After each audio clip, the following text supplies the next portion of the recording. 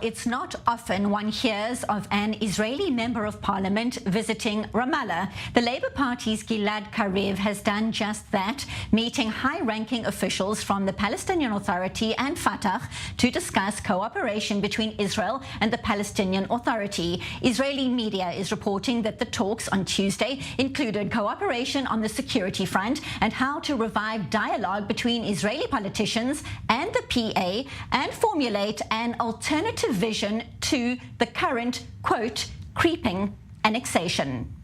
So for more on these discussions in Ramallah, we now welcome Gilad Kariv, member of the Israeli parliament from the Labour Party, joining us from Givatayim. Thank you so much for your time on this day. I want to start with the issue of potential Saudi normalization. It's been making headlines. We were talking about it earlier on in the show. The Palestinians have been left out of the Abraham Accords, initially calling them a betrayal. Now, following your meeting in Ramallah, how do officials there feel about the funding set to come from Riyadh, and how would possible normalization between Jerusalem and Riyadh likely be received by the Palestinians?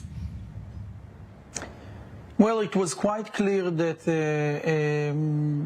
the Palestinian officials have a solid expectation that any progress with Saudi Arabia will include strengthening or an effort to strengthen the Palestinian Authority, and they also, of course, expect the US and Saudi Arabia to send a very clear message in regard to the current policies the Israeli government is implementing in the West Bank, policies that create a de facto annexation.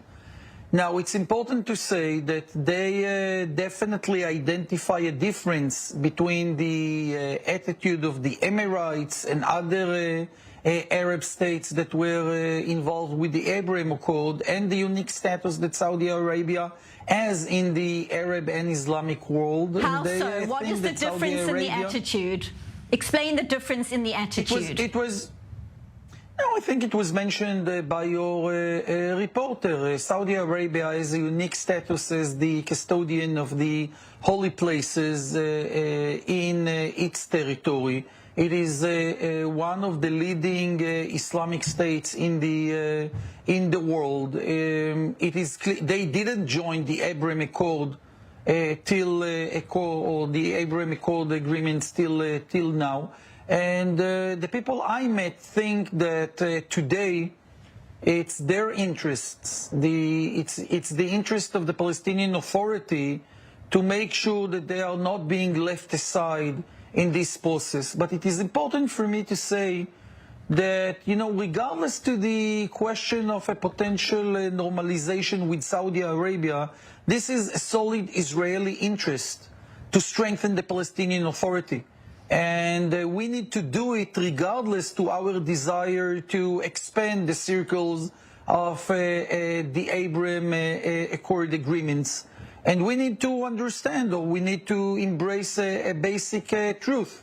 When you weaken the Palestinian Authority, or when the Palestinian Authority is weak, it means that Hamas and Islamic Jihad are getting stronger. So is there a partner to speak to on the Palestinian side when it comes to having some kind of understanding of peace in the region? Your thoughts? Look, I'm not ignoring the serious challenges on our way to peace, our path towards a political agreement. And I'm fully aware of all the challenges that exist inside the different circles of the Palestinian Authority. But we need to say that the same way so many Israelis feel that there is no partner on the Palestinian side, the vast majority of Palestinians